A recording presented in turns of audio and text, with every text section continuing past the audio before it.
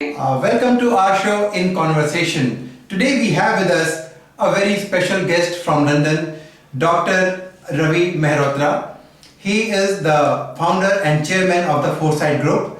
The group manages a wide range of businesses from shipping, offshore drilling and oil exploration and investments to hospitality, fashion, footwear, manufacture and brand retailing. The group has shown remarkable growth even during the economic downturn.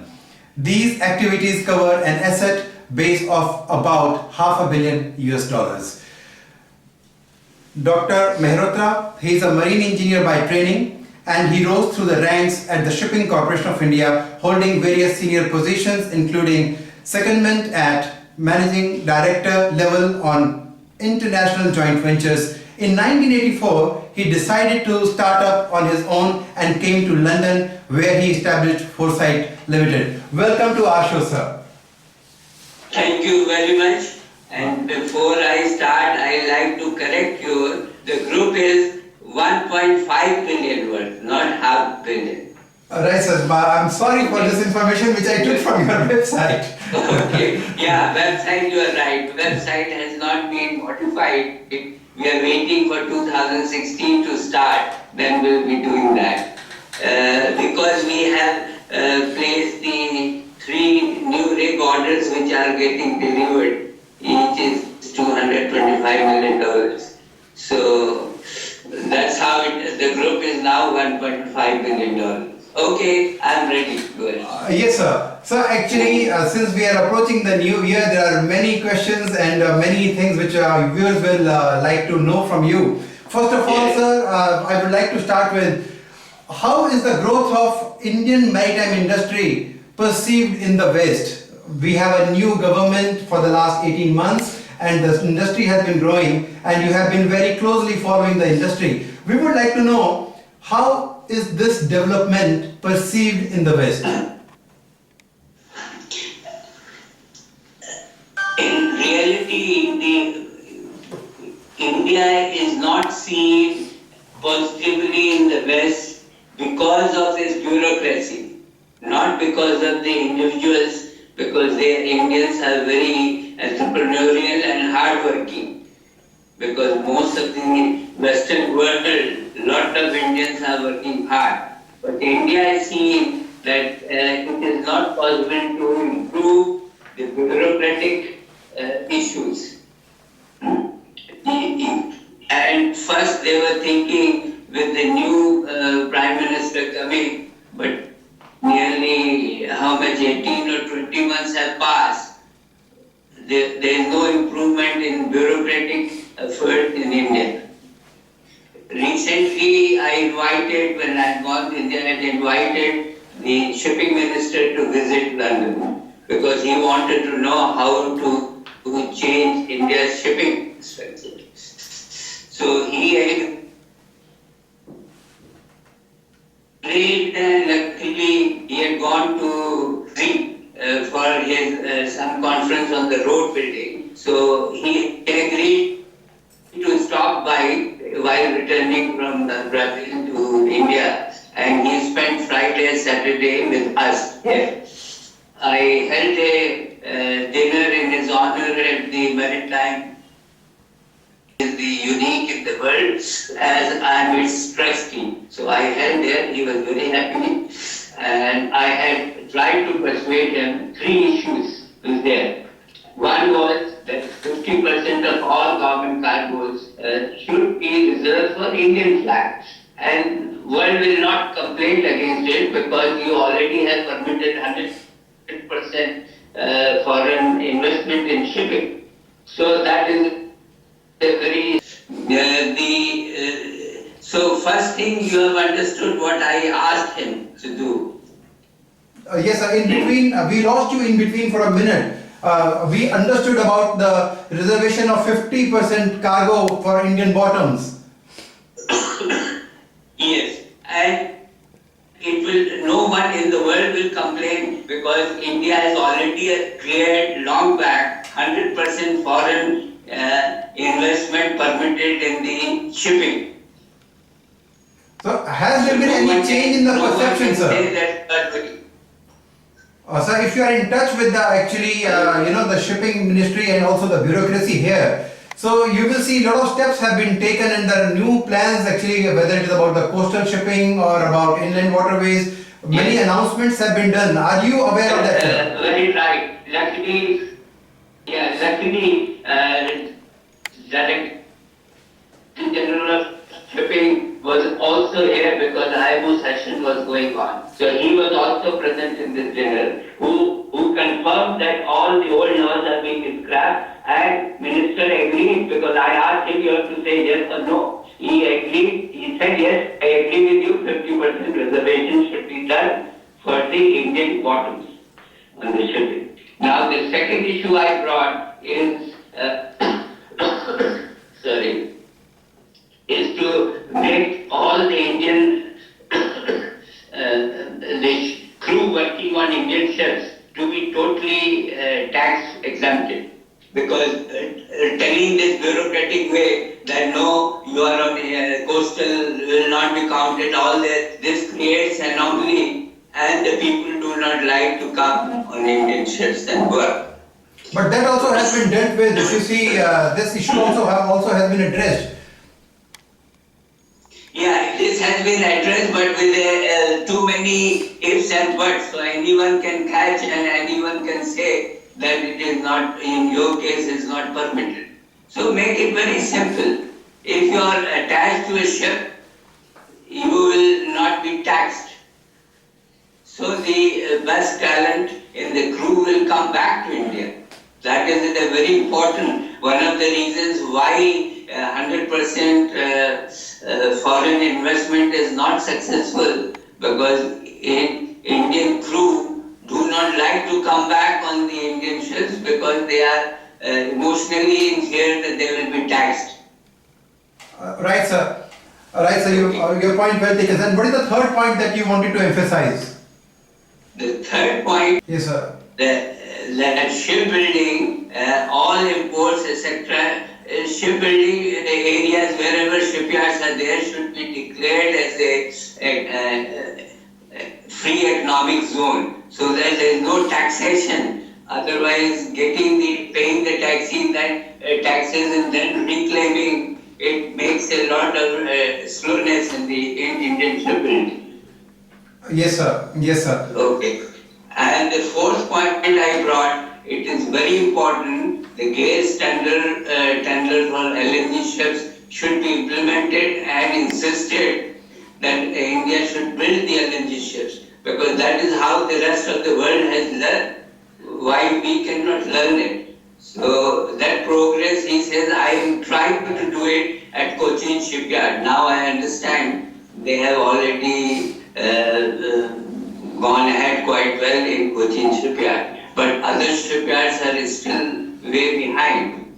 And I understand Larsen and Toubro has refused to go ahead and do that. Sir. So that's another drawback. This is how, if you build the LNG ship, the rest of the ships will become a piece of cake for building. Yes, sir. Yes, sir. Okay, so that's where it is. Sir, many a times, many stalwarts have said recently that this is the best time to build up the bottoms. This is the time to purchase vessels and increase the India's tonnage. What is your opinion on that, sir? And what about your group? Your group also will be considering that.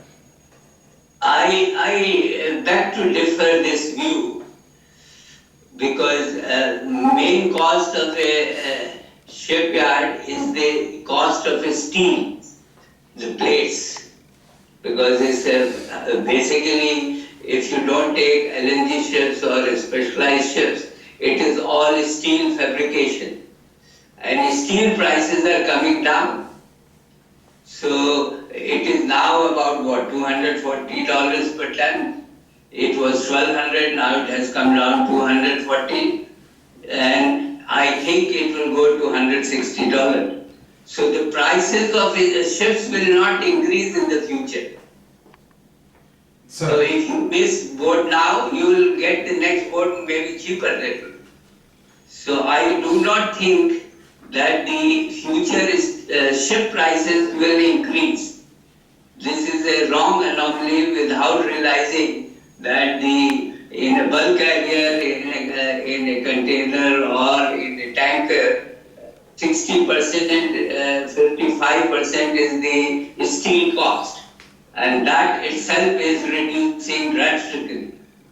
So you see a further fall in the cost of the purchase of vessel, sir. Exactly. Right, sir. Right, sir. Your point is well taken, sir. Sir, Yes. Other thing, many Indian Yes. maritime professionals, they have done exceedingly well, like you. Yeah, people like you have set the example. But India has not become the hub of maritime activities. Do you see India in? Oh, sorry, I'm sorry. Please come. Yeah, go ahead. Do you see actually, sir, any port in India or anywhere in India or India becoming hub of maritime activities, whether it is about ship management, whether it is about the dry cargo or bulk liquid? There are two issues involved in the to becoming a maritime hub activity center. One is the freedom from the government side to work freely. And this can only develop if you develop it around a ship owner. Now, how you create a ship owner? This is the biggest problem in India. There is no venture funds available. How a professional can become a ship owner? Tell me. This is the big problem. So even if a captain or chief engineer has ambition to become a ship owner, India does not let you become, because the banks need so many guarantees before they lend you the money. So there has to be some sort of the venture capital availability, which is not available in India. The second issue is the professionals, because of the various bureaucratic taxation, this requirement, that requirement, they prefer it's better to go to Dubai or earlier London or Hong Kong or Singapore to start a venture. And that is where has removed the entrepreneurs, Indian origin entrepreneurs from India.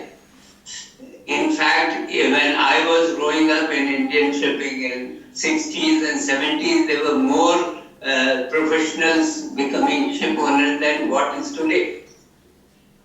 So we have killed ourselves, our own industry. Thank you. Right, sir. Just last question, sir. We all have been talking about the Achhe Din, and there is a lot of expectation of the better days. What is actually the perception in London? Do you see the Achhe Din coming? Are you talking Achhe Din as a whole of India, or you are talking in shipping? I am talking both. Maritime industry in India as well as the global shipping, sir. In terms of market, in terms of commodities moving, how will the shipping perform? Okay, very good. Now, as the total point is concerned, our Prime Minister is very lucky. One is the oil prices are down and they will go down further. They will reach even for 2016 around $20 or below once the Iranian sanctions are lifted. So that itself is a good for economy, because India imports more than 60% of energy needs from outside. And the second point is a negative thing happening, but it's positive for India. The foreign investors do not find many countries where there is still some growth. Sir. So India is the only growth with 7% or something. 7% of 1.25 million people is quite a lot. So this is where slowly all the foreign direct investment, they will reach to India, because they will see there is nothing else on 2016 on the horizon for any other growth. A major economy where so many people are there. So that's how India and the present government is lucky, even if they don't improve much in their own operational side. Yes, sir. Sir, thank you very much for. Yes, sir. No, does this answer the first question? Yes, sir. Yes. Okay. Now the second question about shipping. Shipping is a different animal. Unless, although the Prime Minister, Mr. Modi, has made the right noises that build in India, because shipping only grows when your manufacturing increases. India is not a major commodity exporter. So what is the base for a growing Indian economy? Geographically, the position of India is such that you don't have to start the voyage from there. Either you come from Persian Gulf to the west or the east, or you come from east to the west, India is there on the way. So it is not a place where you develop infrastructure for shipping to generate the shipping. It is a on-way cargo. So unless the India's manufacturing increases, which requires the bottoms and the support to support Indian, then only it is possible for Indian shipping to grow. One. Second point is, when a nation's economy increases beyond 2,500 GDP per capita, which becomes $3.5 trillion economy, there is no surplus money with any person or family to think of anything beyond roti, kapda, makan. Sir. Okay? So, India is still $2 trillion economy. We need another 5-6 years with this growth, unless the present government increases this growth to 8% or 8.5%, then it may be possible in 3 years. That growth to come, then the import and export both increases automatically. So one is India has to do manufacturing. The second is the personal earnings have to go above $2,500 per capita, so that there is a surplus money to buy goodies of this modern world.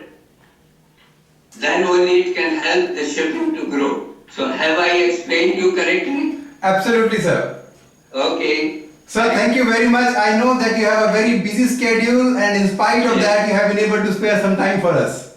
Okay, thank you, Captain Mishra. Very good. So when are you coming to London? I am waiting for your invitation, sir. Why not come on? We'll join you there, sir. Thank you very much. Thank you. Thank you, sir. Thank you very much. Bye. Thank you. Bye-bye, sir. Bye. Bye.